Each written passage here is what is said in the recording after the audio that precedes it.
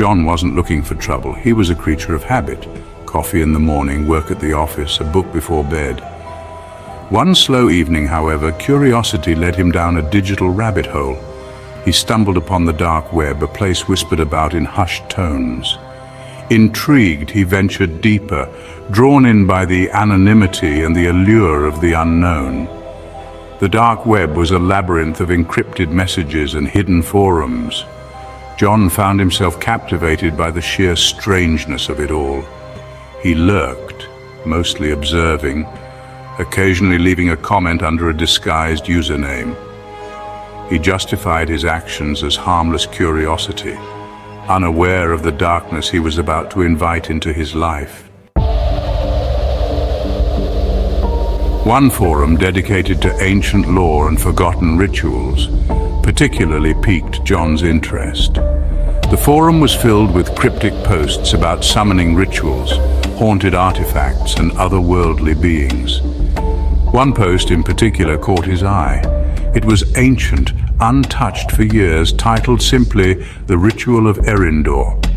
The ritual promised to grant the summoner their deepest desire. It involved an intricate process of candles, incantations, and a personal belonging to be offered as a conduit. The instructions were detailed, almost too specific to be a hoax. John found himself captivated by the possibility, however remote, that it might actually work. John scoffed at himself. He was a man of science, a logical thinker. Rituals and incantations were the stuff of fantasy novels, not his reality. He tried to dismiss the forum post as an elaborate prank, a figment of someone's overactive imagination. But the seed of curiosity had been sown. He couldn't shake off the image of the ritual, the words of the incantation echoing in his mind. The ritual offered a solution, albeit a dangerous one, to a problem that had been weighing him down. Days turned into sleepless nights as John grappled with his inner turmoil, torn between logic and the allure of the unknown. One particularly dark and stormy night, John found himself setting up for the ritual. Rain lashed against his windows, mirroring the storm raging inside him.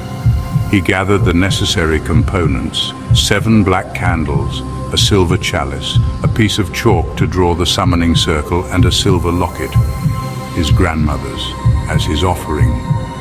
He arranged the candles around the circle, his hands trembling slightly. With a deep breath, he began to recite the incantation, his voice echoing strangely in the stillness of his apartment. The air grew heavy, charged with an unseen energy. John's heart pounded in his chest, a mixture of fear and anticipation coursing through him. Section 5. A glimmer in the darkness. As the last words of the incantation left his lips, the candles flickered and died, plunging the room into darkness. Silence descended, thick and heavy. John stood frozen, his breath caught in his throat. Had he been foolish? Had it all been a terrible mistake? Then he saw it. A faint ethereal glow emanated from the center of the circle, casting eerie shadows that danced on the walls. The air crackled with energy, sending shivers down his spine. John watched, mesmerized and terrified, as the glow intensified, taking on a form he could scarcely comprehend. Section 6. An uninvited guest. The glow coalesced into a figure vaguely humanoid in shape, yet composed of shadows and smoke. Its eyes, burning like embers, locked onto John, sending a jolt of primal fear through him. He wanted to scream, to run, but his body refused to obey, rooted to the spot by an unseen force. The entity spoke, its voice a low, guttural whisper that seemed to slither around the room. It promised John power, wealth, and everything he ever desired. All it asked for in return was something insignificant, a small price to pay for a lifetime of fulfillment. Section 7. Living with the consequences. John, still reeling from the encounter, agreed without fully comprehending the implications of his decision. The entity smiled, a chilling, predatory gesture that sent shivers down John's spine. Then as quickly as it appeared, it vanished, leaving behind only the lingering scent of ozone and a profound sense of dread. The days that followed were a blur. John received the promotion he'd been vying for, his financial troubles vanished overnight, and a newfound confidence seemed to radiate from him. But it came at a cost. He was plagued by nightmares, haunted by the entity's burning gaze. It was always there, lurking at the edge of his vision, a constant, unsettling presence. Section 8. Seeking solace, finding none. Desperate for a reprieve, John tried everything to sever the tie he had unwittingly formed.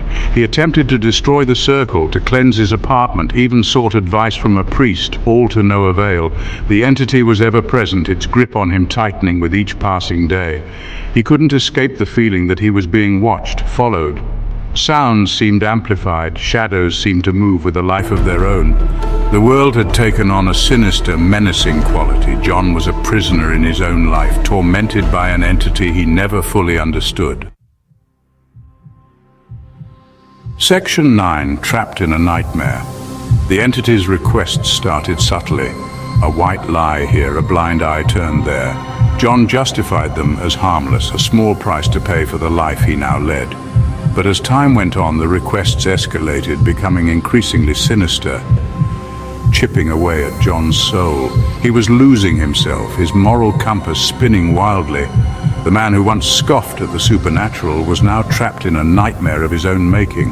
The line between reality